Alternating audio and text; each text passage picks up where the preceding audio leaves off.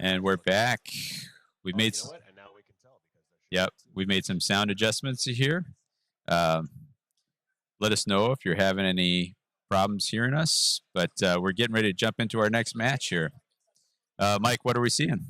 So today we are going to be seeing Michael K from Austria. He is playing Cyrenized Razors. He will be using the Emberstone Sentinels and Countdown to Cataclysm.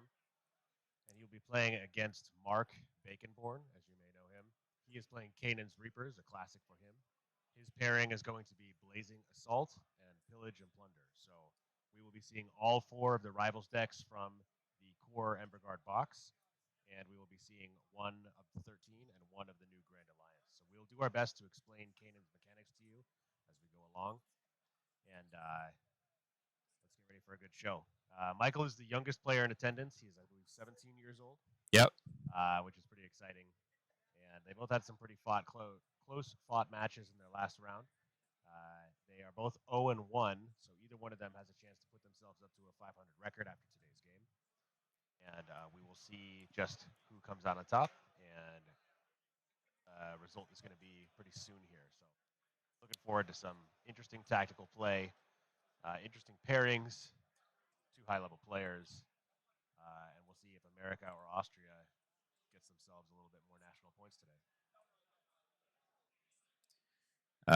We're still getting you a little quiet. We haven't heard from anyone yet, so.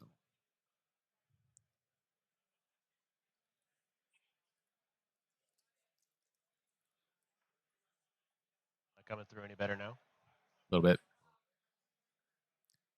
My gain's all the way down at 40. I don't know. Come a little closer there, and we'll see if that if that makes a difference for us here. Yeah, that's good. Okay.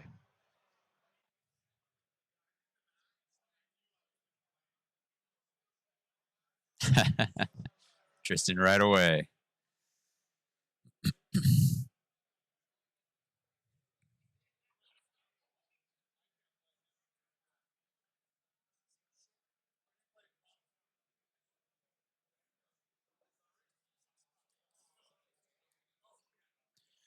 All right, folks. Thanks for welcoming us back.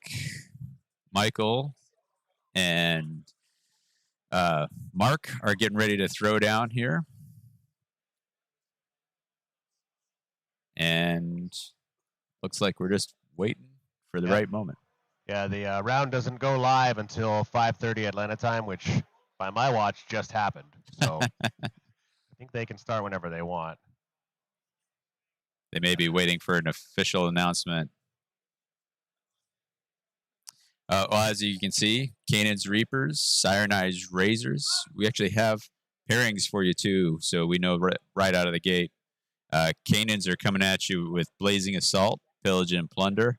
And what do we got for the Razors? Razors are playing Emberstone Sentinels as well as Countdown to Cataclysm. So a little bit of that hold that we saw before, but Cataclysm is a plot card that does advance your Cataclysm tracker through various means. Your Cataclysm number will go up, certain things will be more powerful, but other things will be harder to score. So certain manipulation of the countdown tracker is going to be key to Michael's game plan. And we so far have not seen the Countdown to Cataclysm deck on this stream. So today we're going to take a look at the first example of how it might be played well. So. I can see there's some pointing to Noham's card already, and that is discussion about can Noham actually inspire automatically? And I think the answer is yes. For those who haven't seen Kainan's Reapers, they can inspire a fighter based on the number of bounty that's been killed on the other side. I'll read it off exactly. We got after an enemy fighter is slain, gain a number of bone-tied tokens equal to their bounty characteristic. After your action step, you can pick a friendly fighter and remove a number of bone-tied tokens equal to their bounty characteristic, then inspire that fighter. Noham has a bounty of 0. So he can remove 0 tokens and be inspired to begin the game. Yep. Which, as far as our understanding, is true. Let me check that FAQ document, see if that was called out anywhere.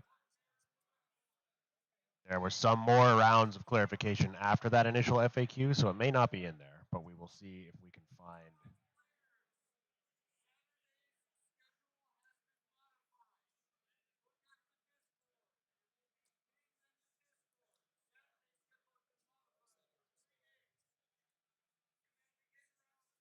So as an update for you all, we're now starting round 2. It's officially on. Let's switch our stream over to the players table, which will this one game.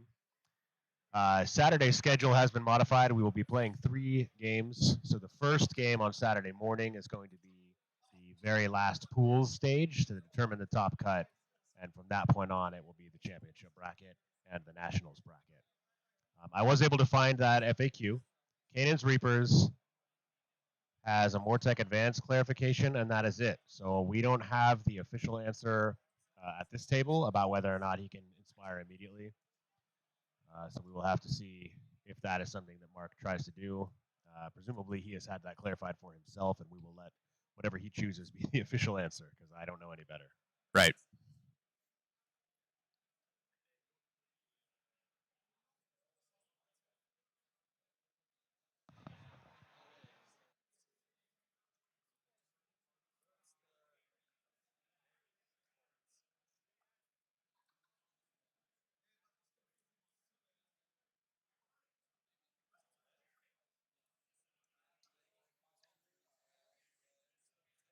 Let's have to talk louder. You actually sound much better all of a sudden. Okay. All right. Well, we'll let that happen then. We are still having a couple of technical difficulties. My microphone has some challenges. My voice itself has some challenges. So we're working on it. There's only so much we can do with the tools we have. Anyway, the players are cutting each other's decks, getting ready to roll. So let's take a look at this first roll off. Oh, we didn't clarify. We should roll all dice inside of the tray. Looks like Mark wins with a crit. So he's going to be the one who chooses a board side, orients, and chooses the territory.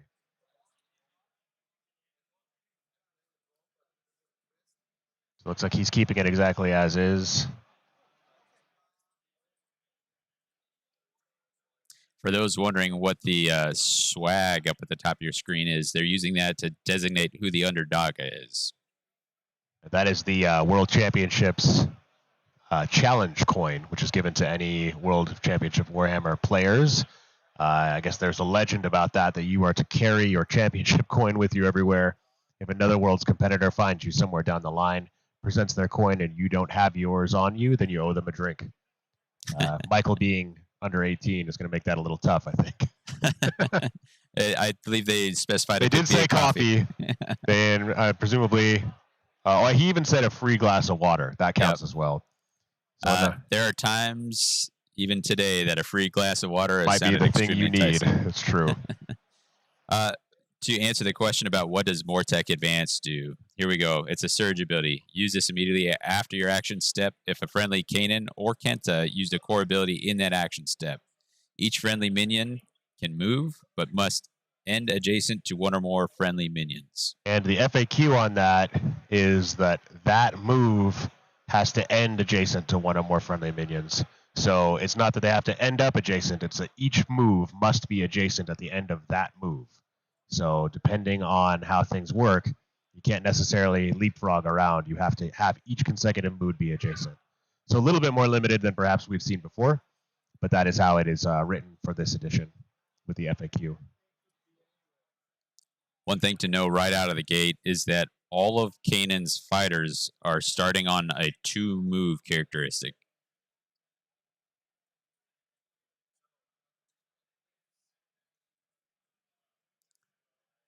We'll continue to make some adjustments here. Thank you, Armour.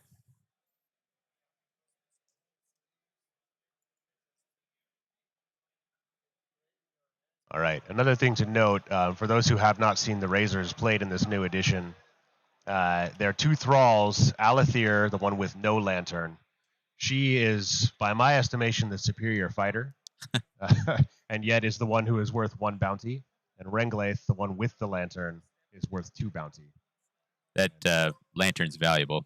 Yeah, I mean, you get one for this head, 1 for the lantern, I suppose. You can take that back home as a trophy.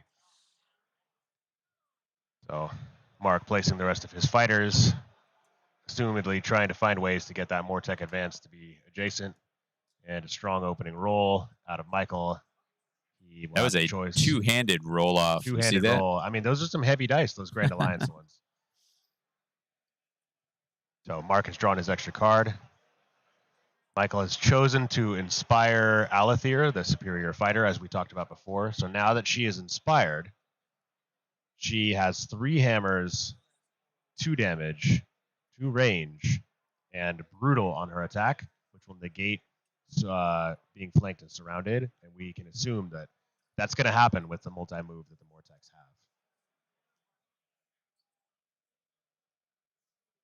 have. For those who missed it, as we were working through our audio issues at the start, or you just didn't know the stream was back up, we should mention that Michael here is the youngest competitor in the field.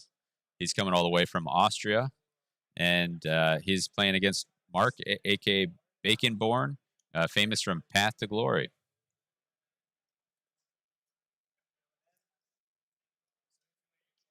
Right.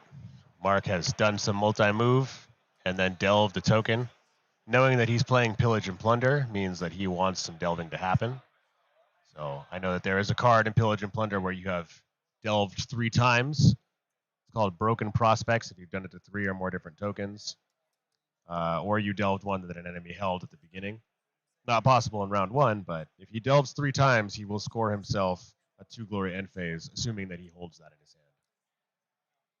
So it appears he has delved it back somehow. Perhaps he also wants to hold. I'm not sure exactly what his plan is. Somewhat unfamiliar with Kainan, myself. We'll find out as we watch. Oh, commanding stride right out of the bat. That is an excellent play. He now has an on-guard Kainan in enemy territory within range of a fighter.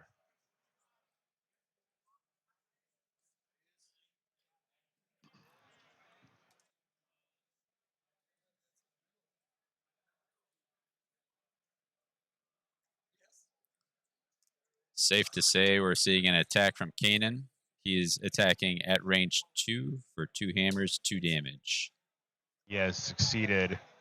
And now we have that Bone Tithe Inspire for the Archer. Alethir has taken 2 damage. And then Mortek Advance is doing a little bit of shuffling here.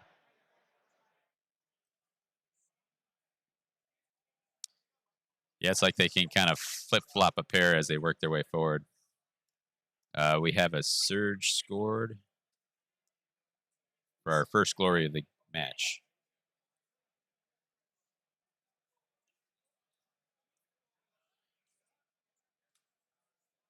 Question in the chat, Kainan cannot revive this edition, correct? It's my understanding, no, he doesn't have any resurrection capacity on his War Scroll. Nope, there's nothing there that'll do it. If a fighter goes down, they are out and will stay that way. Mark has gotten himself a second glory. I'm not sure, again, how that happened, but pretty rapid start for him. Mark is a very quick player. He's practiced his decks very comprehensively, usually. And Michael is attempting to get some action out of Alethir before she goes down. He has a reroll from Stagger, and unfortunately, a whole lot of flanks. No successes there.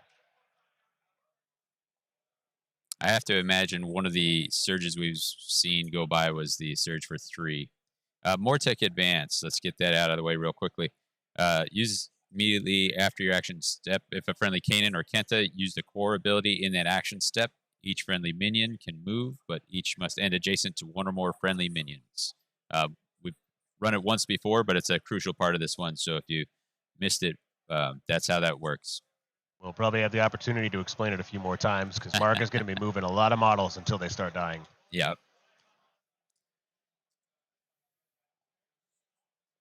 He has placed great strength on Kainan, which is frightening. So Kainan has 2 attack profiles when uninspired. He has a range 1, 2 hammers, 3 damage, and a range 2, 2 hammers, 2 damage. You can add Grievous solid options to either here. one of those because they are both melee attacks.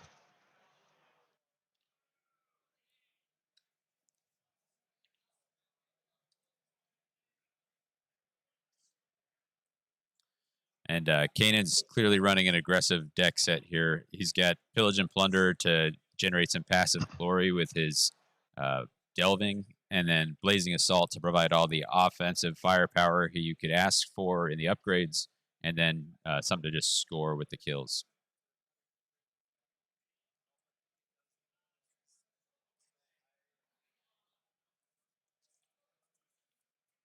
And the upgrade now that's been applied to Kainan. I'm going to have to assume that's great speed because he has spent both of his glory, or accounted for both of his glory already. And it is not in the Pillage and Plunder deck. Let me pop into the Blazing Assault. While you look that up, we got Kainan going in for an attack. Ooh, that looks no good. Stephanie are going to survive to fight another day. That is going to be able to trigger another Mortec advance. And Cyreni, the squid, if you attack, has a chance to push, which looks like he's taking advance.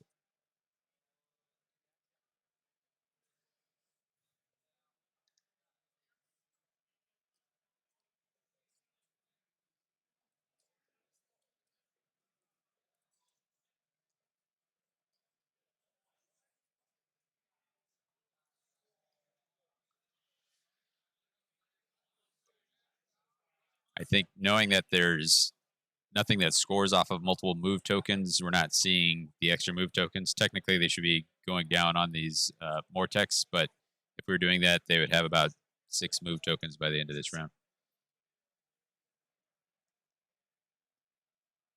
Confusion. Switching the places of some fighters here. Getting Kainan away from things that are not the squid. And we got other thrall coming in, trying to take advantage of the stagger. Charge on a token in neutral territory with a critical, a reroll, and uninspired. It looks like Renglaith hits on swords, which was the goal of that, but the critical still was enough. Takes a fighter out of action. 1 glory to Michael.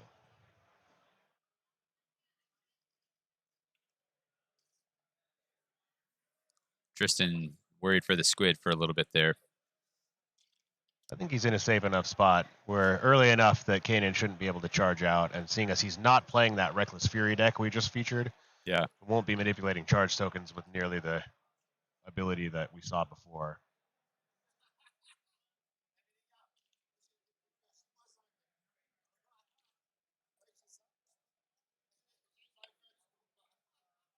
It's interesting seeing Mortec Advance play out as the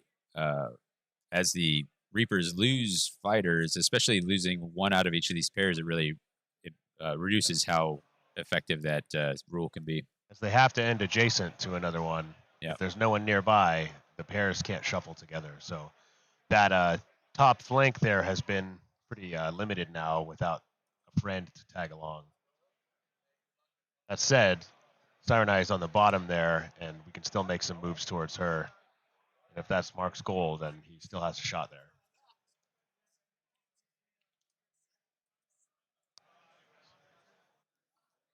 Mark is going to do Wings of War. Using it purely for the move. You'd love to see it. Kind of implies with Jagathra hurling her spear that it's supposed to be in a charge, but I don't think it has to be.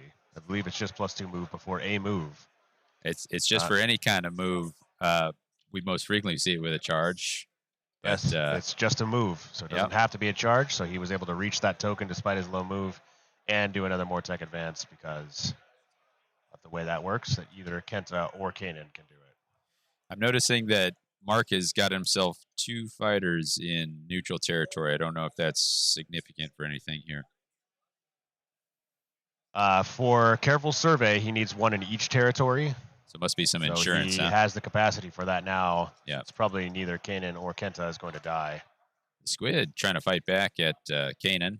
1 and a failure, so Kainan has taken some damage now. I think you go for the drive back here. He should be able to. He has grapple when he's inspired, so he could pull someone around later, but not currently.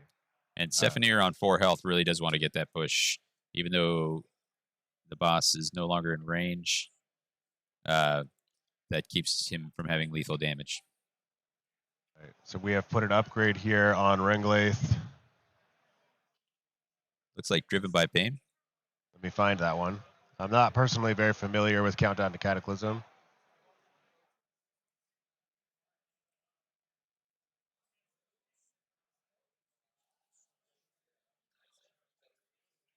Driven by Pain is an upgrade. It has a reaction Insensate. Immediately after this fighter is driven back, you may heal this fighter. So Renglaith now can heal 1 damage each time he's driven back, which means Mark has to make a choice. Do I drive him back and let him heal, or do I keep him where he is, holding a feature token in neutral territory?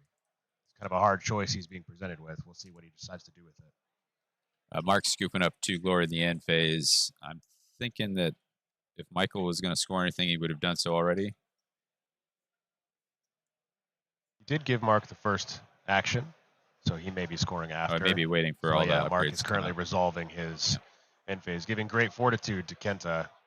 So he will now be a, I believe, 4 wound fighter. I believe that's correct. Oh, 3. Oh, wow. Kenta is only a 2 health fighter normally, so now he's a 3 health fighter. Michael has scored a card there. It looks like Wreckers. And he has scored slow advance. Has he? No, he is discarding slow advance because he cannot score it. With only 1 feature token and enemy that is occupied, it's kind of not worth holding on to.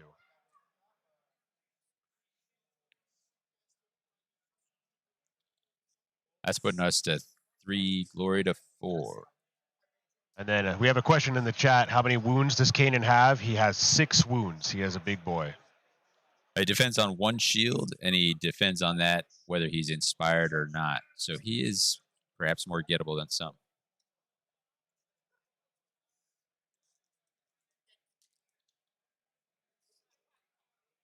Right.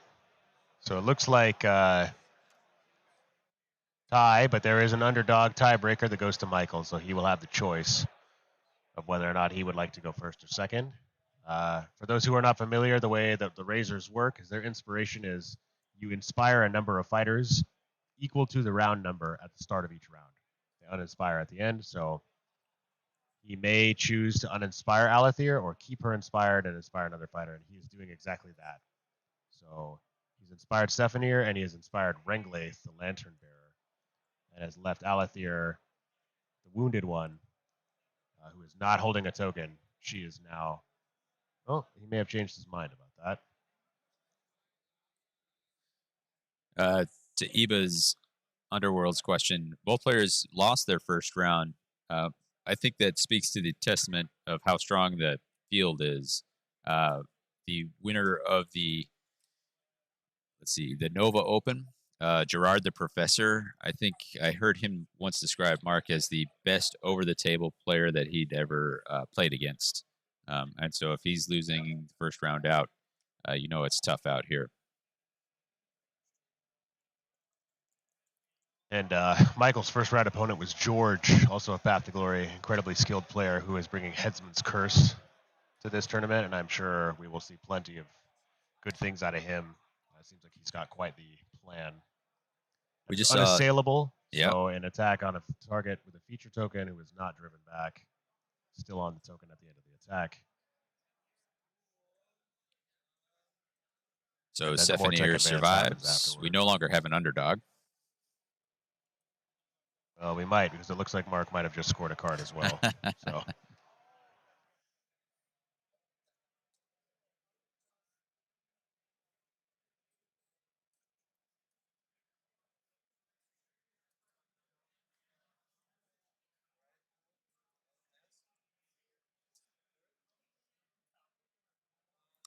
Armor, I believe that's correct. George earned his ticket for winning Adepticon.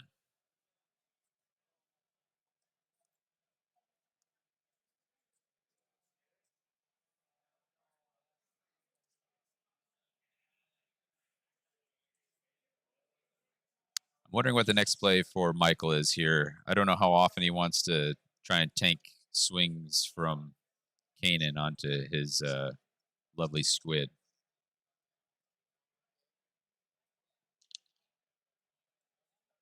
Guard tech being dropped out here to protect those Mortex, which makes sense because Michael does have some range 2 on Renglaith up there.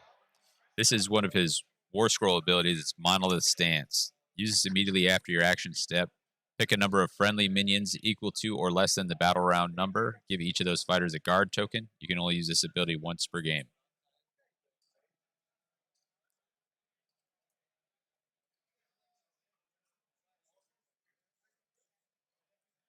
Mark continuing to delve at a lightning pace.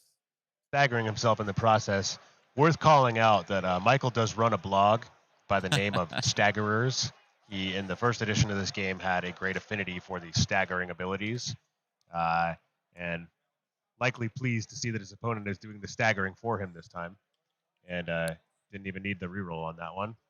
Went out and took somebody out. That is a flawless strike where everything was a success. So he has slain a fighter and also has scored a surge and is now ahead by 1 glory. Yeah, the perfect cut, I think, might be that one.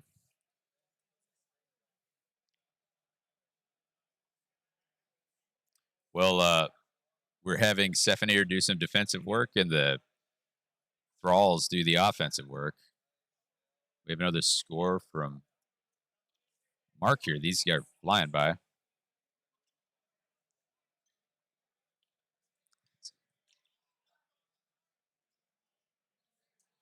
Quite the rapid pace of play so far. Yeah. Both players know their decks and their strategies pretty well. Having gone through their first round already, however well prepared you were coming in, you're even better now. So we are going to struggle to keep up.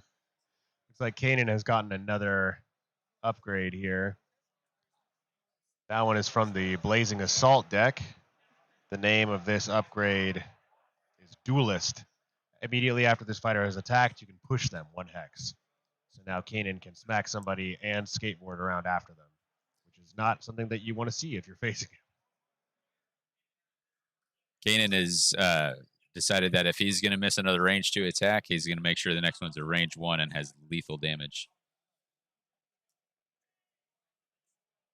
Yeah, worth noting that that push can happen regardless of the attack success. Fair enough. He's got a good spot if he wants to step towards the, I forget which is at there, Rangalith. Yes. Be able to start swinging there too. Although I should note that both the Thralls are 4 health now. And also worth noting, if you fail an attack against one of the Thralls, they get benefits attacking whoever attacked them last in the next step. So if you come at the king, you best not miss, they say, but apparently that applies to Thralls as well.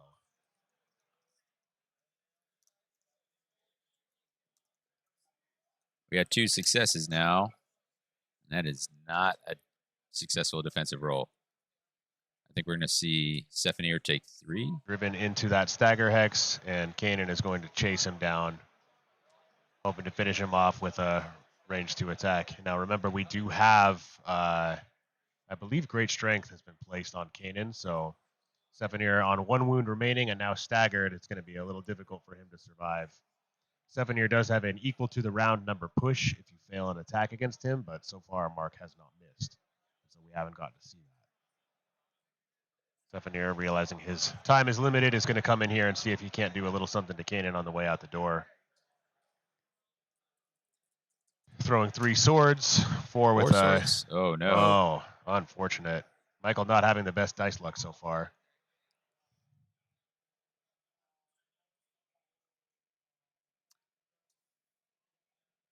For Famine 408, the Reapers inspire by killing opponents. Whatever bounty they earn, they can inspire that bounty of fighters. Is kind of the rough way, the shorter way of saying it. So Michael playing a improvised weapon, range 3 attack ploy, but unfortunately rolled a surrounded result, which was not a success in this setting. Perhaps attempting to put a little extra damage on Kainan and maybe drive him back, but that did not succeed.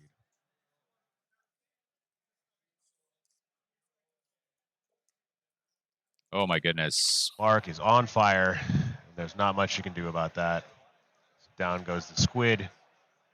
Here comes some more bone tithe. And Mark with 2 more glory.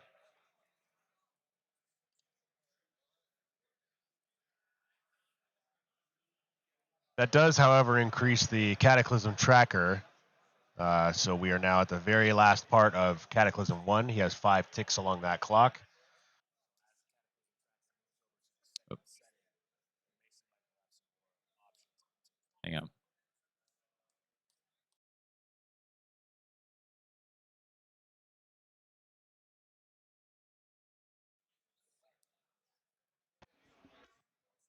All right. I'm back in. Yeah. I was just explaining the Cataclysm tracker. Michael is very near ticking over to that second setting, which will activate a couple more card effects for him. Come close, you're just quiet.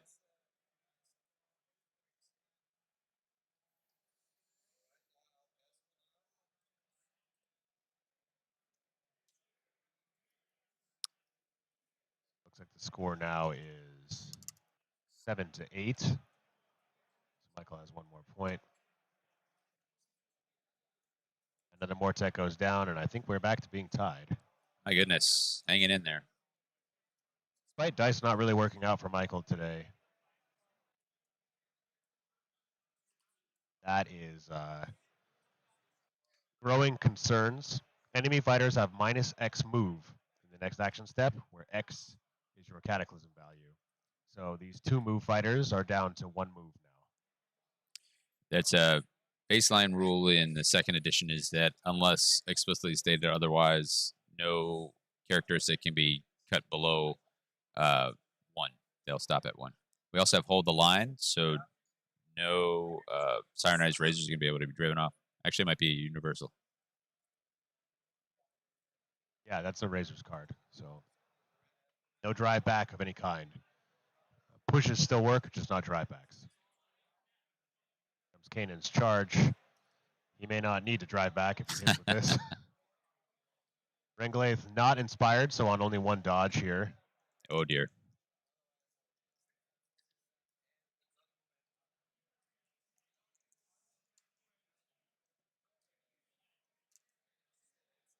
One success.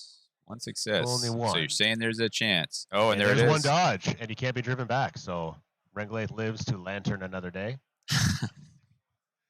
And that might be the first piece of dice luck that Michael's gotten all game. He had a nice perfect strike down here on a fighter on guard. That is true. He did get that. Yep.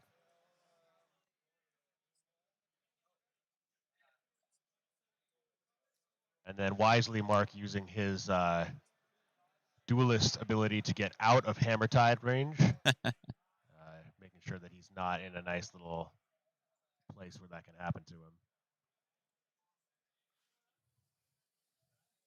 It's interesting watching this matchup after having seen Gorchosen running with the Reckless Fury deck. As soon as Kainan has that charge token, he's actually kind of done activated. Kind of done for a while, yeah. It's 1 game in, and we're already used to seeing these frightening fighters do more stuff.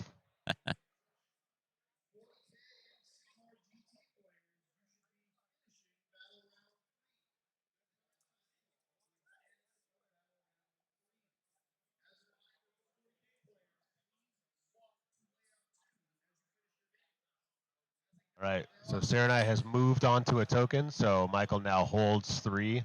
He's in position to have supremacy, and he is in position to hold all in a territory while holding at least 2. He holds 1 and 3 and 4, so he has multiple different cards in Emberstone Sentinels he could be working towards right now. And with limited activations remaining, I'm not sure exactly what Mark will do to shut him down.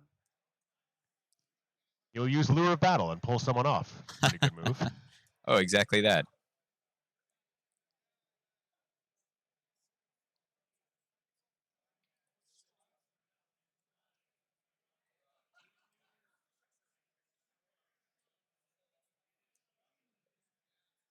So it looks like he has scored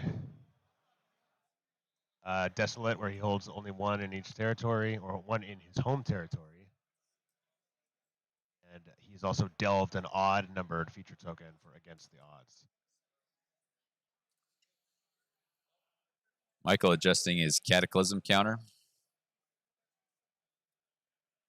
Moved around to some extent. I'm not exactly sure where he is at, but I think he is in the number 2 phase now. So his Cataclysm tracker is on number 2 somewhere. He does score Supremacy despite being pulled off. And he also scores a Cataclysm card for the number of his Cataclysm tracker, which is 2. It's Havoc, Spread Havoc. Spread Havoc, yes. Some more glory come out here. We'll find out where we're at. It looks like it is 11-10. 12 to 12 to 10, 10. in fact. So Michael currently is taking the lead. Mark will be the underdog going into the next round, and we're already into round 3. This game is being played at lightning speed compared to our last match. As we've said before, Mark, a very fast, very skilled player. And at this stage, Michael can inspire all 3 of his surviving fighters. What this does is give both thralls 1 block, and Cyreni gets more accuracy on her attacks if she's going to make them. Thralls have some extra dice on their attacks as well. We can also see that Regolith is sporting Utter Conviction, which means that his save roll is equal to his Cataclysm count. So we're going to see 2 or 3 dice. So Mark rolling a crit and being the underdog means he's guaranteed to have won the roll-off, so Michael doesn't even bother to roll. Mark will make the decision of what he's going to do. Looks like he's just opening with an attack into Renglith, which is probably the smart play. There's a crit. And a reroll for success. A hit. So let's see just how many dice we're rolling on defense here. Does have plus defense. 2. Oh, that's not going to do it. Oh, wow. There's critical effort, and everything was a success. So 2 surge and the kill. Renglith is the one who's worth 2 bounty. We got to slide that underdog count over.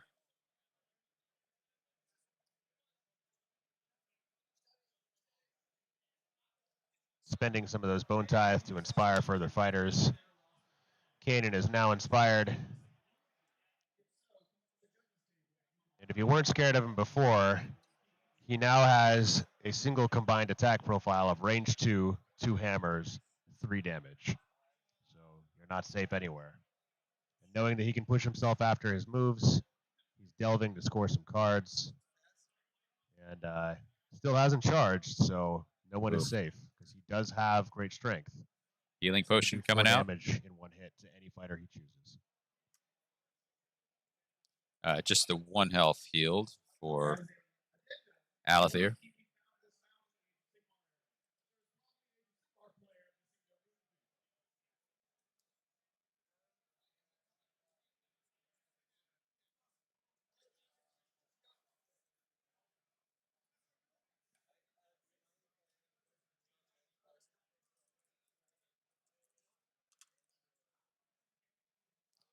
We got a 3 dice attack. Must have a weapon upgrade somewhere. Oh, this is a must be a ping of some kind that dice were getting rolled.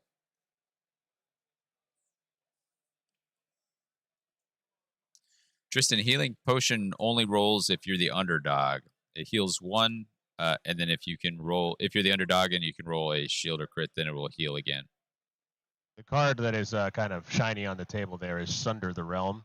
Roll a number of attack dice equal to your Cataclysm value for each fighter within 1 hex of neutral territory. If the roll contains any hammer or crit, you inflict 1 damage on that fighter. So he may have used that to ping at somebody. I'm not quite sure what happened there. But it does look like that was what Michael was trying to do. And since all of the Mortex are gone, I'm going to presume he succeeded.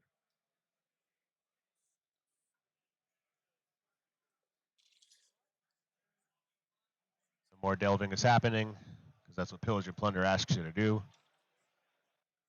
Still worth noting that neither of those fighters have charged, but they're also quite slow. I think they're 3 move now that they're both inspired. Now I don't. And at range 2, I'm not sure Kainan can actually get involved in the fight. It's looking like we're all tied up again. 13s. It does look that way. So, Mark, with the Pillage and Plunder deck, there's a reach card which is like no enemies hold held, or there are none on the board. Yeah. And there's a more reasonable one where there's only 2 treasure tokens left. He's not about to get that, but he's not possibly far off either. Explosive charge. This is going to be bonus to his charge move. That may allow Kainan to get into the fight after all. 3 move in range 2. An explosive charge, I believe, gives him... I think it's an extra point to his move. So he'll be he's got move 3 inspired to be up to move 4.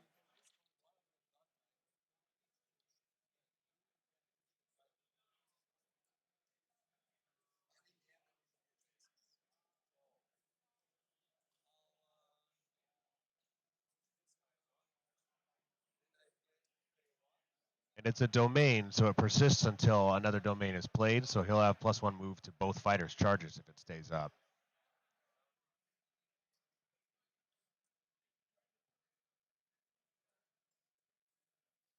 Alathir picking up a 2 glory upgrade. Can't quite read it from here. It looks like it might be great strength from here. I think you're correct. It's an interesting one to play right before you're about to get attacked. Before you get killed, yeah. But, you know, should she live, she'll get to turn back around and punch Kainan for 3, so. It's a good call. 2 successes. Successes and a reroll is a failure, but she's only on 1 die, so. Oh, never mind, but not enough. Not today. Ooh, Kainan doing a lot of work. That must have been a plus defense upgrade that was given, but it wasn't enough to save her.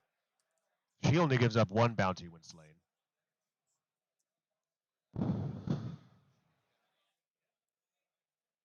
Kainan pushing onto that token. I think Kainan has accounted for all 3 kills at this point. I'm pretty sure he has, yeah. Delving. Work towards that pillage and plunder situation.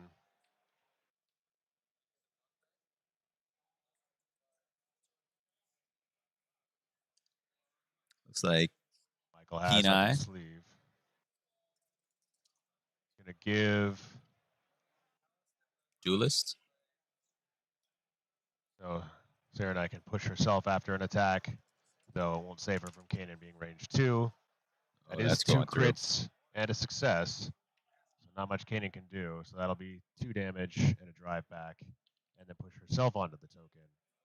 Presumably, delve it back and block that. There's a real route to getting Kainan killed here, I think. And that's a big pile of bounty to give up. He's a 3 bounty fighter. Kainan currently has 3 wounds remaining. So I'm not sure that she can do it without another card, but we'll see exactly what Michael has up his sleeve. He's probably missing that great strength right about now. I imagine so.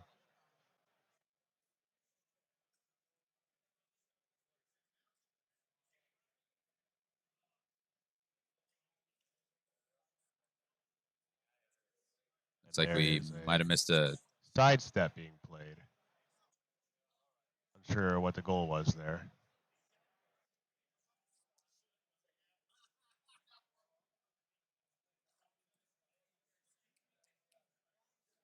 We're all tied up at 14s again. Just a couple leaders and Kenta hanging out. The sidestep was to that space instead. Perhaps he wants to be in neutral territory for a card, or just wants to be within the path of Hammertide.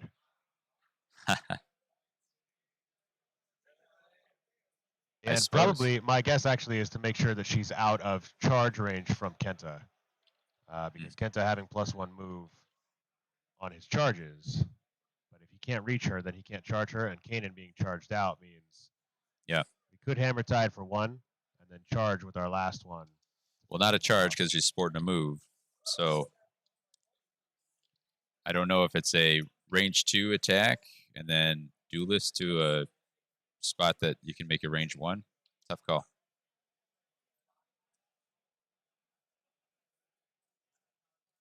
So it's like Kainan is delving again. I mean, Kenta has delved again. Michael looking through his cards pretty intently. I think a lot's going to come down to that end phase scoring here. Because we are all tied up, and there's not a lot of time left in this game.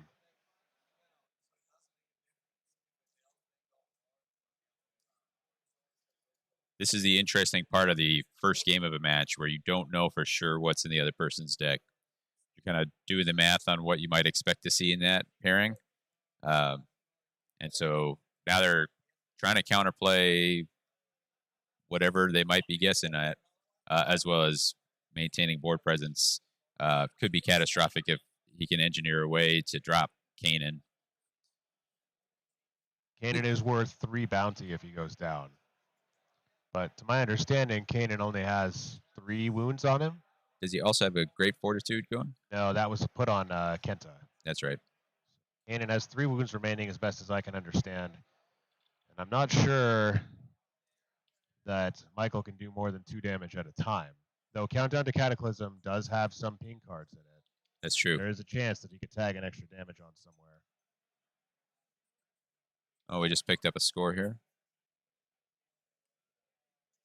While we were hypothesizing about what they might score, they actually scored something. Mark is at 15 now. Michael's making his attack. A lot of dice. Got a crit in there.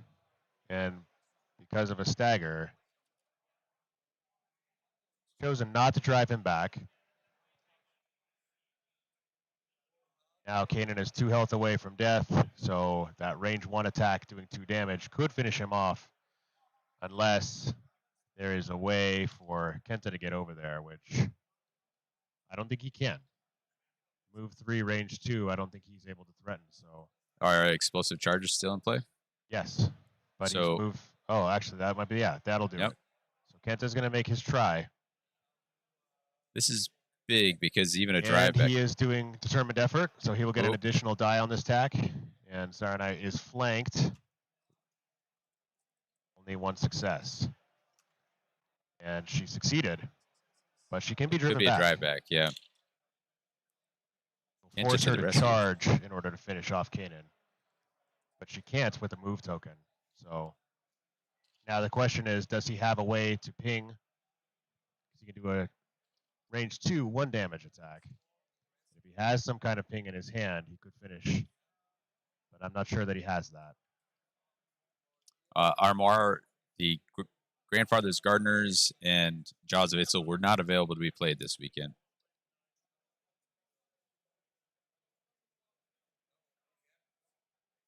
Oh, and there comes a sidestep to get Kainan out of danger, just in case he does have something crafty. Hidden paths. It seemed to be Hidden played with path some into confidence. He could Hammer Tide here, Oh, but it would only do 1 damage. yeah. I think he's chosen just to move to get onto that feature token, which will shut down a possible end phase score.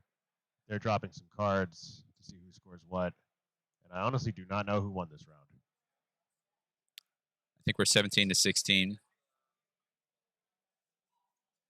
Incredibly close, but yes, Michael did take it by 1 glory at the end. In a game that was looking pretty bad for him there for a minute. So No, I think that is. they're now counting their objectives to make sure, counting Yeah. bounty, because when a game is this close, you do want to make sure you get it right. That's looking like Mark on 17 and Michael on 16, unless we have a change on the glory. But I think they're locked in on them. Okay. All right, in that case, it is Mark. I misread that. Yeah. But by 1. Clever positioning play right at the end there.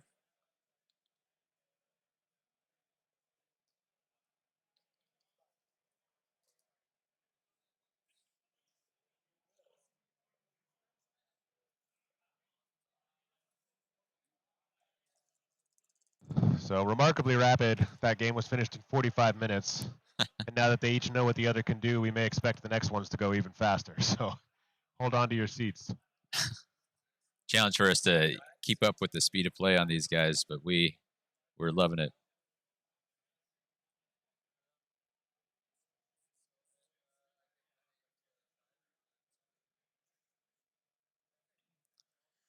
So I think what we saw was Mark getting a tremendous amount of value out of Kainan, like attacking again and again and again. So even if he was missing some of his attacks, he kept on bringing those high value opportunities, and there were so many of them that they eventually paid off. When once he had put Duelist on the ability to move around the board, he didn't necessarily have to charge. So there was some good ability to position there with range 2. Adding Grievous early meant that he could do 3 damage from range 2, so he was able to put out a lot of good damage. I think.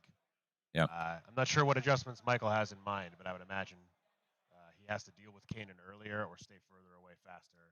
Yeah. But that commanding stride to open the game, there's really not a lot you can do to hide from him. So how he deals with Kainan in the next game is going to be perhaps the decider, but we'll see. They are shuffling their decks and getting ready for the next game.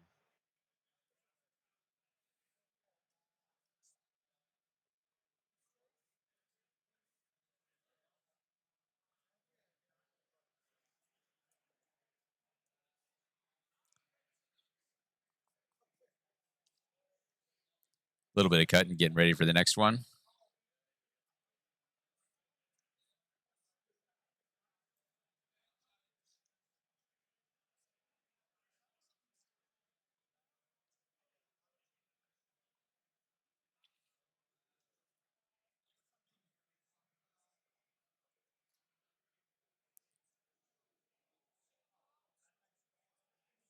It does feel like both these players are fairly practiced with these. They're moving swiftly through their abilities. There's some thinking time, but it's more about board state, not about how does this particular ability work in this situation. I know Mark has played a lot of Kainans before, and many of their abilities are quite similar. And I know Michael has played a lot of Razors before. He actually reached out to me a couple of days ago, offering to do a write-up of this deck. So, look forward to that. I think after Worlds is over, he's going to write about not only his theory of what he put into it, but how the games went in practice. And so, if you are a Razors enthusiast, look forward to Michael's write-up. It'll be on Spent Glory hopefully in the next week or two, and you can take a look at that and see how the rest of the tournament shakes up for him after today's stream.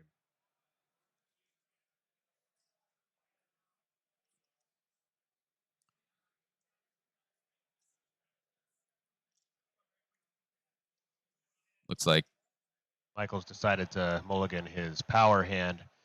Worth noting, in the second edition, you do not have to reveal your mulligan cards to your opponent. You simply put them aside and shuffle them back in later.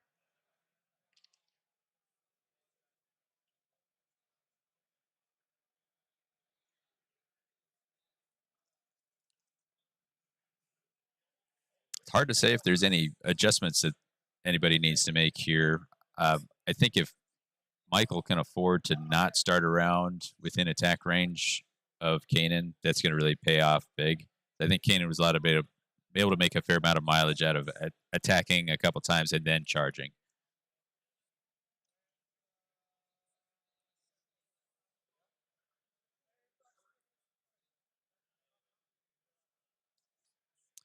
I've seen a couple times a few questions about how many Drums players lost in the first round. We can work on that for you, but we got our hands full with this one.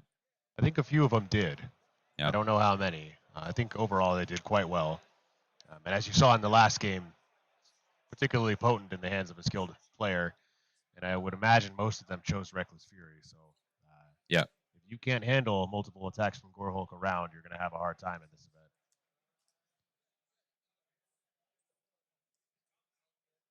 All right. Tokens are placed. I'm actually not sure that.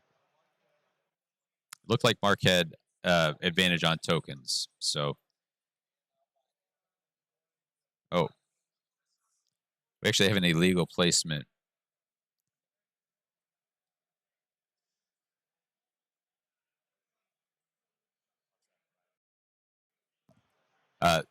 So for the viewers at home, we're not actually allowed to intervene in the game. However, we are empowered to flag a judge to correct something that we see needs adjusting. So we're going to try and draw attention to that treasure 1 and 3 being so close to each other.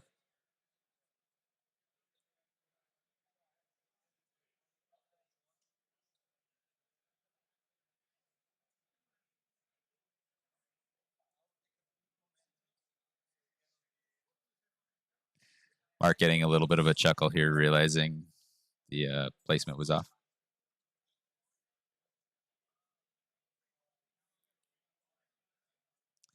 I'm glad you noticed that, Mike. I was just sitting there thinking, my goodness, those all look very close together. Yeah, so we had a little bit of an illegal token placement. I don't think anyone did anything on purpose, but anyway, tokens do have to be not within 2 hexes of one another. One must be in each territory. So we had tokens 1 and 3 were a little too close for comfort, and now they're in a better spot. So I just hope that didn't influence anybody's game plan or affect the outcome of this game. But we do want to follow the rules while we're at the World Tournament. Lethal, we'll make that change back. We're putting you in both channels here. It's just a way for me to have a better sense of how well Mike's microphone is picking up. but I know it's a better experience to have them mixed into the one. Right. Roll off has happened. You have inspired Alathir, same plan as last time. Michael knows that that's probably your highest priority inspiration, unless you are fighting someone who Zephanier can do good work against. Yeah. But based on the positioning of the fighters, I think Alathir is probably the smart choice here. Give her a little extra defense and increase her offensive output. Both things will be useful to him with this board state. Mark actually choosing to retreat for his first action to limit Alathir's capacity to take out a Mortek early on. I mean, if he can find a way to get somebody to come to Kainan, he's sitting happy. And look at that. We do know that Michael's playing Emberstone, so he wants that token in the middle, and Kainan has decided it belongs to him.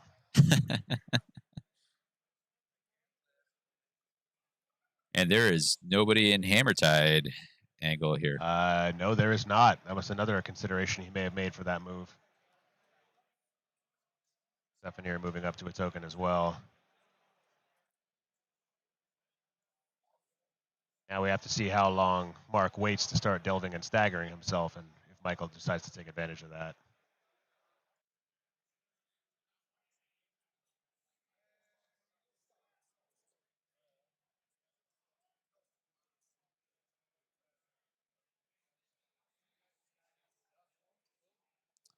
I've been really impressed about Mark's ability to leverage that Mortek advance with only 2 move and a lot of restriction on where you can end up. I think it really takes some reps to get the most out of it, but I think he's doing it. I mean, he's pretty evidently well practiced at this, so especially considering he's able to place 2 of them near each other to start. Yeah. Once he gets Kenta and Kainan activating, he can do a lot of things to shuffle them around. We saw last game early on, one of the Mortex got eliminated, and that kind of reduced his ability to do that. But playing a little bit more cagey this time, it's going to be harder for Michael to do anything about that. He now has the closest Mortek on guard, and the other one is within Kenta's striking range and Kainan's striking range, so you can't get too close. He has delved now several times, so he has gotten a point, and Mark has taken the first lead.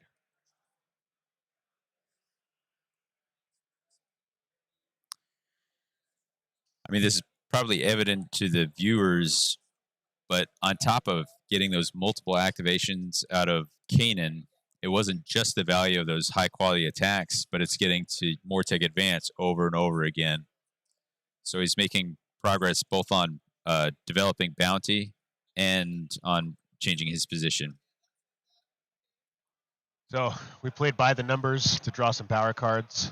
One thing that we may have seen last game, I didn't take note of it, but the Razors have an interesting ability on their War Scroll that you can choose an enemy-inspired fighter, and then that controlling player has to choose to uninspire that fighter, or the Razors player can draw as many cards as the round number.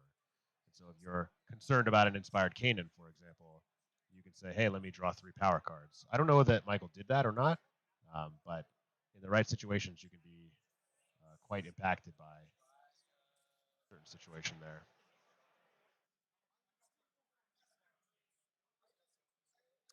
We got a power card out. Cataclysm card. I will see if I can figure out what it is. I think that is Rising Concerns. Growing Concerns. Enemy fighters have -X move, where X is your Cataclysm value. Only -1 right now, but considering they're all 2-move fighters, it's might as well use it now because it doesn't get better with increasing Cataclysm value against this warband. So, limited move for Kainan's Reapers. Flavio, the Kainan's Reapers won game 1 by a single glory.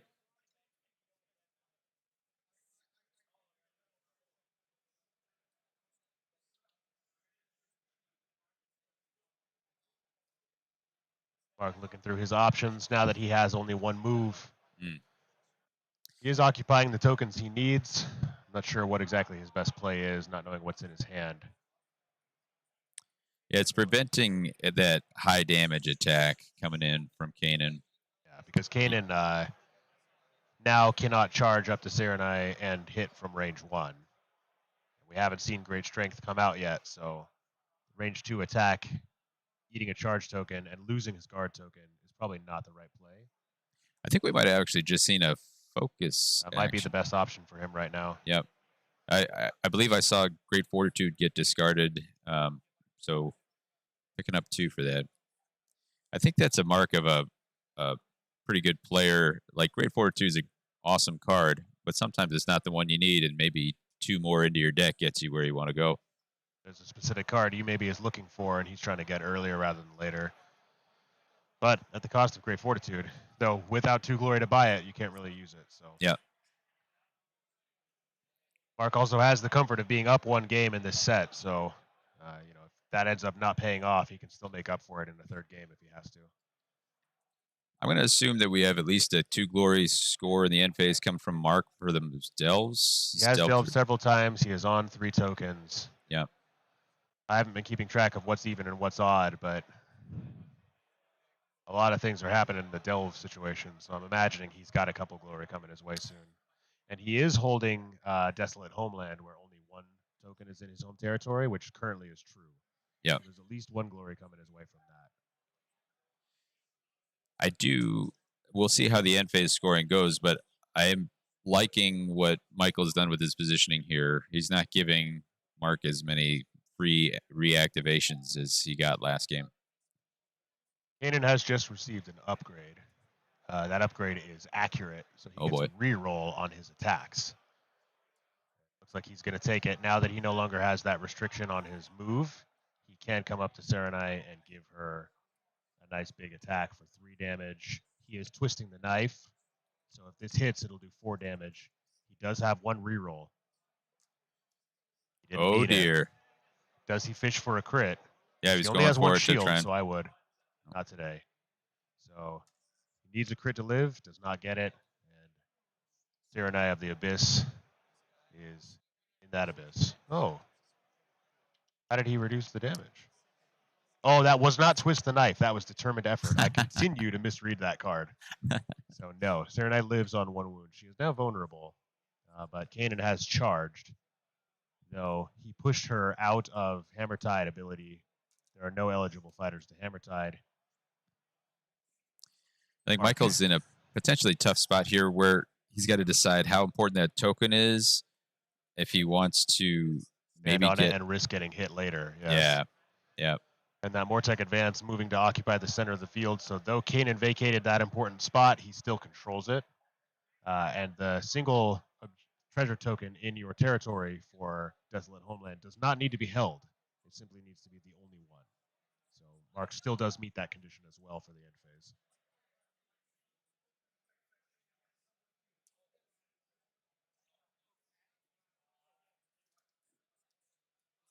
Oh, I think we just saw a healing potion. There.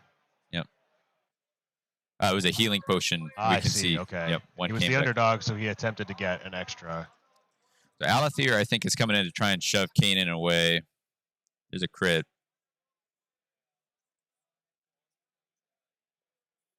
Oh, and he's on hammer. He's a crit and 2 successes. And now he's making the improvised attack, attempting to do 1 more. It is a failure, though. A reroll does give it a success. I think it's a hammer. Kainan has failed that. Wow. It's not an enemy territory, so there's no stagger associated with it. That's 4 damage on Kainan. I think Michael correctly identified, like, I'm going to hold back, and I'm going to counterpunch as hard as I can to try and control this Kainan. Let Kainan expose himself and do what he has. And when he charged, he did lose that guard token, making him significantly more vulnerable. Sephenir or Renglaith could come finish the job now. Renglaith is move 4. Sephenir is move 3, and they're both within that range. So they could come up and get a flanked reroll against Kainan to finish him off in the next activation, should he have the opportunity. We have Desolate Homeland against the odds. And I'm not sure what that other card is. I think that is the delving 3 times in a step. So big end phase for Mark. Let's see if Michael has anything to answer with. I'm not sure that Michael has scored much. Trying to play the let's get Kainan out of the picture game. Probably trying to make up for scores later. But he currently has no bounty from slaying fighters, scored no surges, and we'll see if he got any end phases in just a moment once Mark has finished playing out his end phase.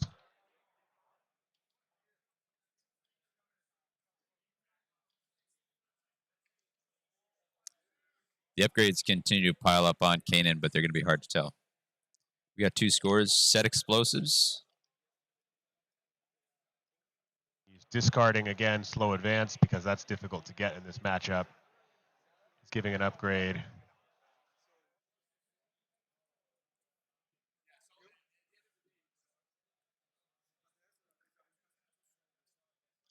Dishing out a couple of different upgrades on his fighters, save for his leader, who he might fear to lose soon if he does not win this roll-off.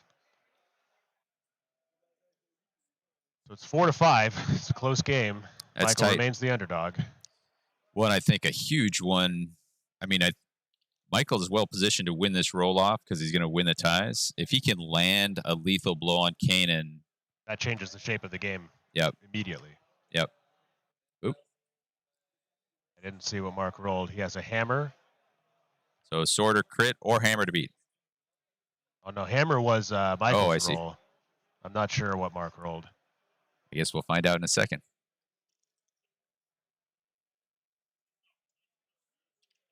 Mark looking at his cards as though he's the one about to make an action. Yep. Asking some questions. So I guess Mark did win. 2 fighters can inspire now from the Razors, so he has chosen Sephinir, and he's kept Alethir inspired. She is in harm's way, but he did give her an upgrade, which might be Great Fortitude. I'm not sure.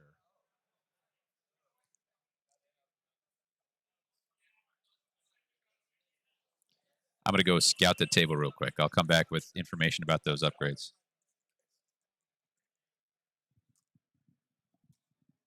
There's a critical, and the defense is not a critical, so the damage goes through on assuming Alethir. There's 3 damage, 4 damage, but he does. That must be Great Fortitude that was placed on it, driven off that token. So now, if Kainan is slapped back, he will not be flanked. And it also scored him 2 Surge Glory, so strong move out of Mark here. And he occupies that token now.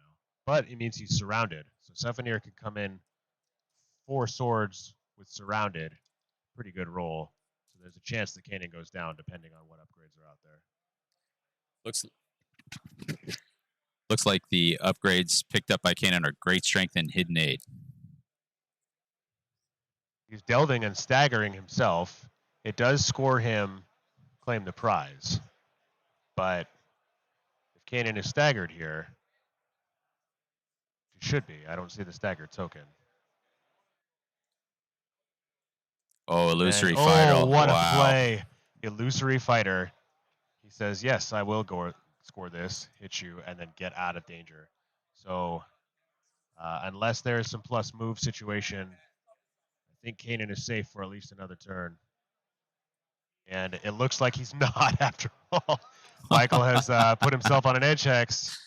My goodness. And now we are in a situation where an inspired Alethir can possibly, with no support, no extra cards necessarily, but 3 hammers against a Kainan who I believe should be staggered. He says call Lure of Battle to bring him in. Triggering that so I can get Hidden Aid.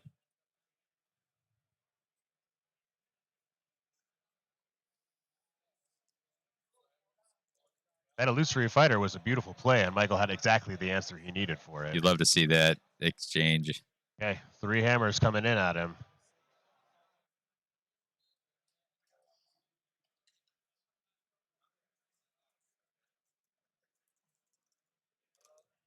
That is nothing. No. Oh, brutal.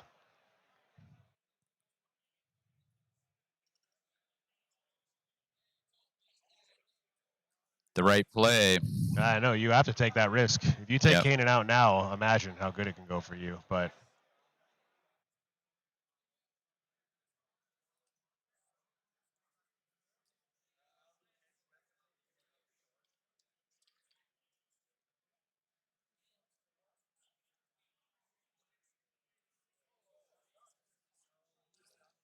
Kainan is sharing the load here, having 2 fighters holding tokens.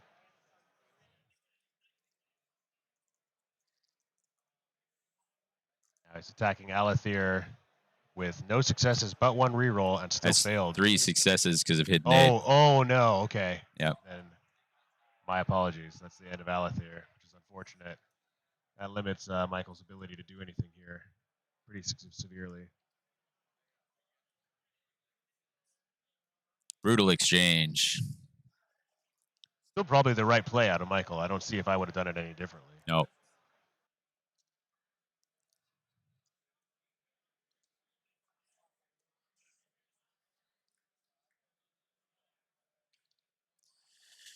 What does Michael have ahead of him now, do we think? I'm not sure.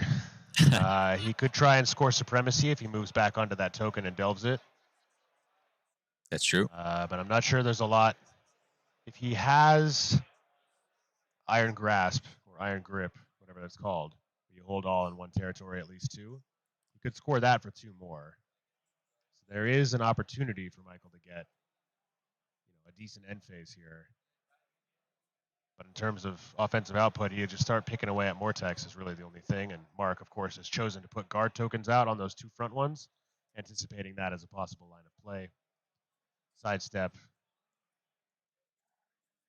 Maybe Michael is not playing it yet. Not sure what his plan is here.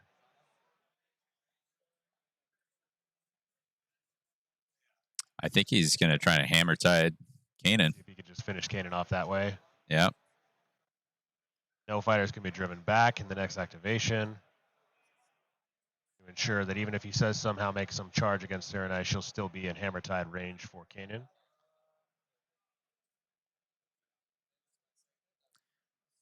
And that is a ranged attack given to one of the Mortex there. So that looks like it's Nohem is on the feature. And from that angle, he's not within 3. Not within 3 anyway. Yep.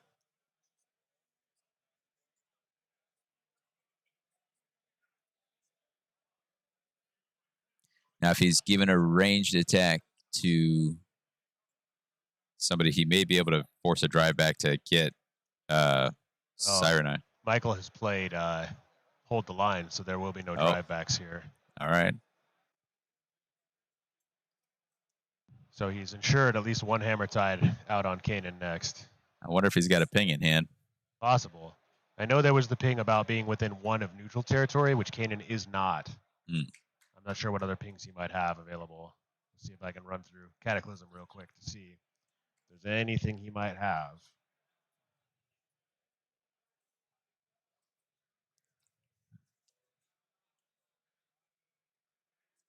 He could try for total collapse if he has it. Pick a fighter, roll some dice, possibly do 1 damage to them. Violent Blast can push fighters within stagger, which is not relevant here. Sunder the Realm, he's not within neutral territory.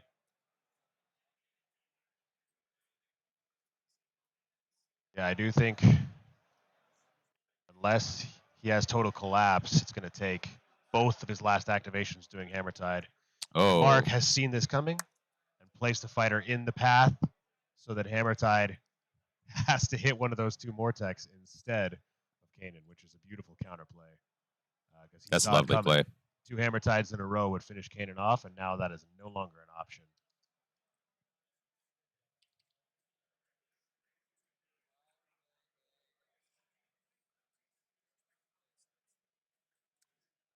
Cyreni can chip away at a Mortec. That's not a high value action, though.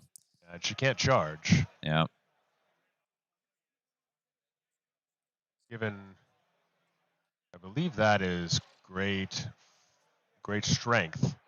So she could now kill a Mortec with her range 2 attack, which may be what he's going for here.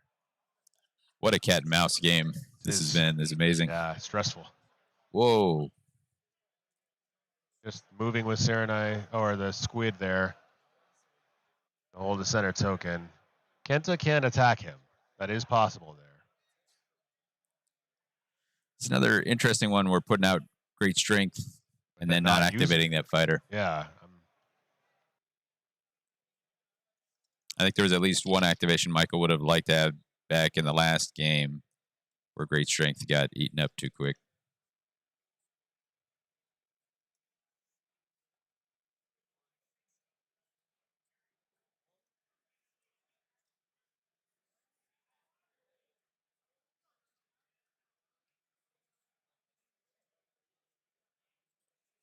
It is a strange choice, though, to have given that upgrade worth 2 bounty, 2 glory. That is Glory Seeker on Kenta. So now against all of Michael's fighters, Kenta has Grievous. Stephanier is full health, so I'm not sure that that will make a big difference right now. It's probably worth doing if you think that Stephanier failed to roll, so at the very least you drive him off that token, which is probably the intent. Though I know that Michael had sidestep in hand. I'm not sure he still has it.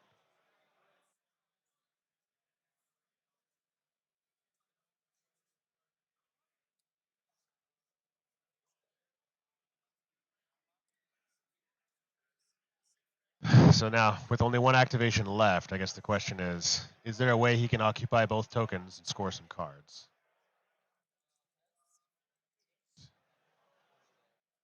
We know he opted not to make an attack because he does want token occupancy. There is a path to that. What's it going to be? Yeah, he's gonna need. I mean, he's got to. If he still has sidestep, he's got to move from Cyreni. You can move one of those 2 fighters, Sidestep the other. possibly delve, and then sidestep another. Yeah. There's a way there. I just don't know. I don't know for sure that he still has sidestep in hand. Ooh. And that blocks that token anyway. So Cyreni can still move and delve, and if he has sidestep, he can push Renglaith onto token 5. What's great is that it just opened up Kainan again, but with only one activation, there's less yeah. value there. Okay, he does have sidestep in hand still. I saw it.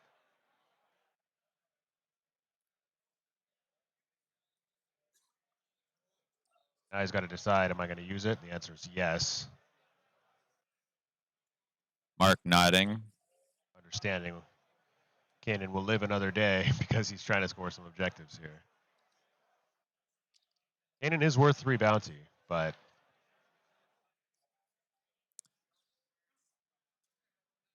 They'd go all out.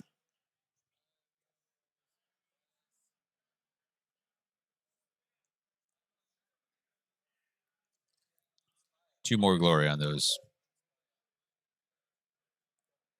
Mark at 12. Michael's in kind of a tight spot here. He has scored some number for Cataclysm, which I think is 2.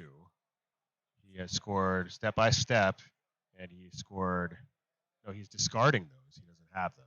Step by step and Inviolate are now gone. Michael has a lot of ground to make up. He's down by 5.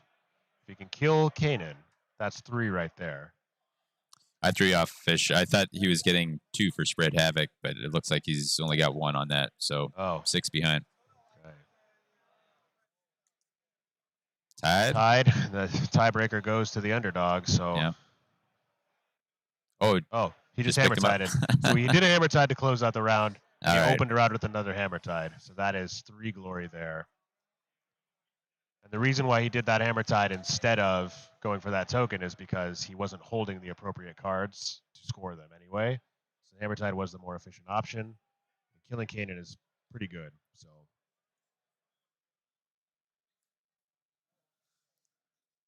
close the gap significantly and presumably still has some hold objective cards in hand that he can work towards for the end phase. He's got a healthy Renglaith. And then does have great strength still. So Stephanier is not safe. Neither is Cyreni if he can get over there.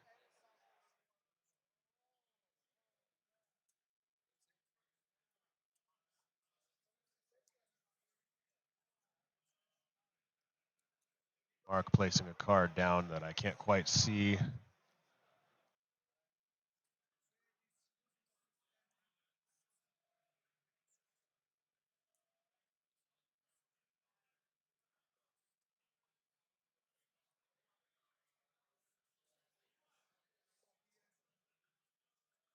we find ourselves doing like a card by card Just comparison running with through the decks to see what that might have been. I think it was explosive charges to give +1 range to charge, which is as the explaining this domain. charge. That allowed that Mortec to get up there and possibly finish Stefanir off, who remains only 2 wounds left. He's got the damage to do it. Does he have and the 2 dice? successes. 2 successes and only 1. No. There he goes.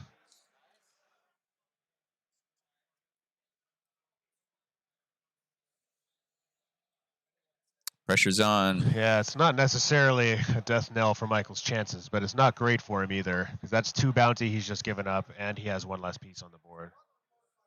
Depending on what end phase cards are in Michael's hand,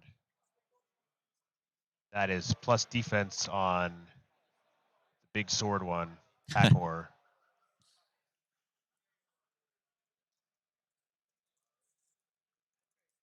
So now he is doing the ping people in the middle card. Oh.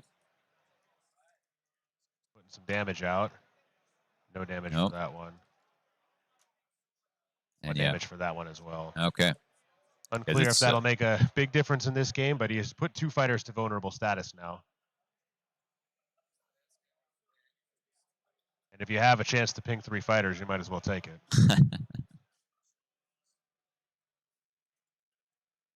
No one currently in a Hammertide lane.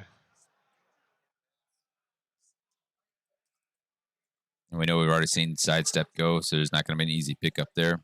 Yeah. I'm not sure he took Commanding Stride, but that would be a nice thing to pop over and do another Hammertide.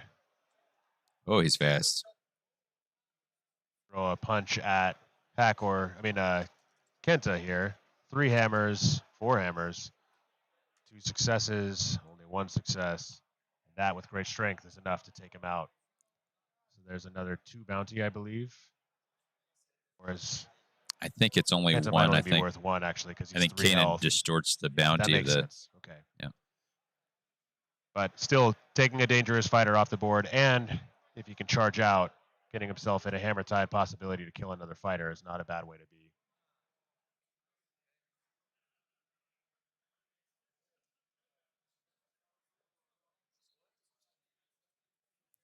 As far as I can the tell, charged fighter is on 1 health left and in the path of her Hammertide, so not a bad play. And he holds an objective, which he may need for scoring purposes. Let's take a look at that War Scroll. Is that a core ability that can be used with a charge?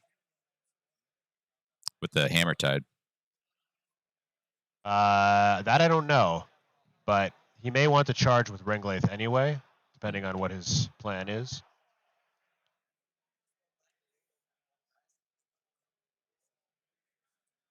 I have played 1 game with the Razors, but I don't remember if that has a stipulation or not on when Hammertide is possible.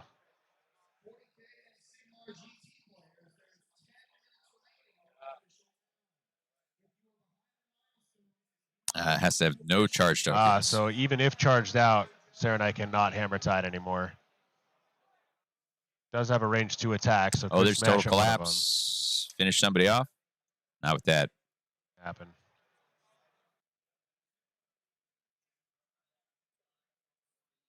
Still worth a try, though. Yep.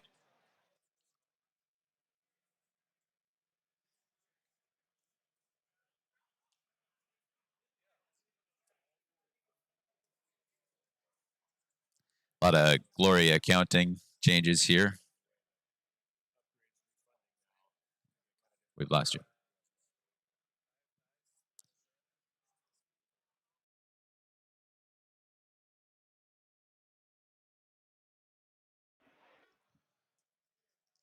So, Mark getting ready to roll. Looks like we have Hackor has charged up at Cyreni, who has, I believe, 2 health left. 1 success. And she gets 2 shields, which is enough to keep her kicking. I think he can drive her back. No. 1 against 2. Oh, you have to tie now. Okay. Yep. True. So she's still there. She now has 2 fighters within range, but not charged out. He still has to do something with Ringlaith before that happens. That's tough because presumably Ringlaith wants to hold that token, and so does Cyreni. So yeah, unless he can fish for an overrun. Oh, sure. That's a tough. Healing potion, so that's kind of off the table now too. He's scoring supremacy right now. It's already come out. If she remains alive. If she remains alive, and everyone's where they're at. Wow, tough choices for Michael here. So it's possible he's just going to be focusing here. They're counting up their glory totals to make sure that they're accurate as they head into the third end phase. You want to make sure the right person wins and no one miscounted anything.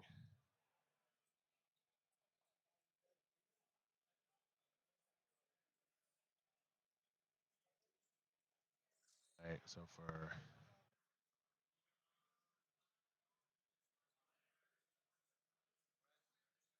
Michael, hands to his head, doing some math. I think he must be trying to think what objectives remain in his deck.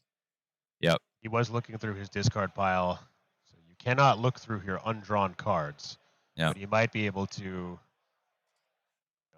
deduce by subtraction what he has already seen and what might be left. So this will be a test of his deck knowledge, considering how short this edition's been out. It could be hard for him to have the full grasp of what is available to draw into. So he might be deciding whether or not it's worth discarding something to focus for something better, and then his odds of getting it. I think this tells us that he really does not want to take Ranglaith off that. I imagine not. No, because holding objective 5 could be good for tiebreakers. He holds all of the ones in his territory. Mm-hmm. He holds at least 2. He has enough for supremacy. So what would he discard, and what might he hope to gain? And I don't have that answer. And it's possible Michael doesn't either. Okay, here's a discard. He's discarded perfect cut, so he won't be making any attacks. And now he has to hope he got something good. And he discarded a power card. Oh, he played the power card to put Cyreni on guard, which is a great, strong play. Great thing to get. And we'll have to find out what that objective card is and whether or not that'll be the difference maker here, because this is a 3 differential game. Yeah. Michael's in a much better position to score right now, as far as I understand it.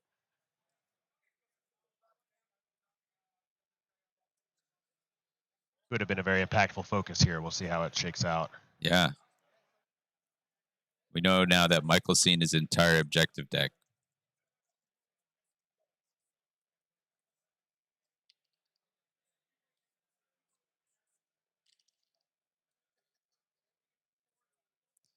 Both players intently examining the board. Here comes. Mark is making an attack of some kind. Yep. I think he's got to be into Cyreni. Flanked. He will get 1 success. Should be pretty easy to defend. There you got it. While on guard means no drive back. And no damage. So Michael got away with that one. And Mark, I think, gets one more crack at it, because Michael took the first action in this round to finish Kenta. I've been really impressed by how valuable guard can be in this edition. Oh, yeah. Much more potent than we're used to. The opportunity to take a guard, especially without using an activation. Yeah. It's the kind of thing that you should not overlook if you're still working on your deck building. I guess it was maybe a hint to us that so many ploys that put fighters on guard were printed, across various decks.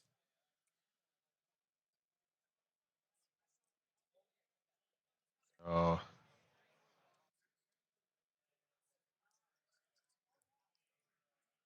Now counting the various score cards, confirming each other's glory count.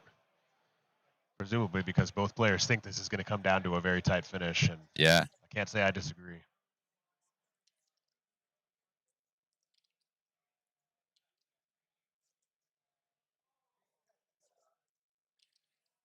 Really, the difference maker here might come down to the fact that Alathir only gives up 1 bounty. And Ranglaith hiding in the back being worth 2. Oh. All right. Places him on guard. He knows what he wants. Any silliness, because he wants that supremacy and probably whatever other card he drew into. Yep. So now the question is, does Mark leave that token in the center to try and put 2 damage on Cyreni, or what does he do? Michael's actually talking. I say Mark is talking out his options out loud with Michael. Michael is rolling his dice, almost giddy. I think he thinks he has it. Oh, we got another count here. The look on Mark's face makes me think Mark thinks that Michael has it too.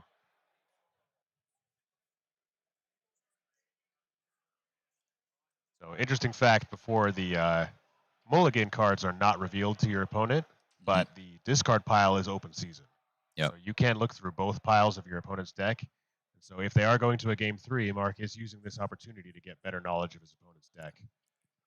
Michael has a extremely warm dice in his hand now. They are about as hot as it gets. Two-handed dice rubbing going on. Okay, Mark is making an attack. No one has moved, so it's presumably a range. 2 hammers. Only 1 shield, but a reroll is still a fail. So Cyreni will take some damage, and it's enough to kill her. Which might actually be the difference maker here. Because that's 2 bounty for Cyreni, and Supremacy is gone, and whatever card he might have been working on, I'm not sure. So, remarkable. That might have actually been the thing that sealed it.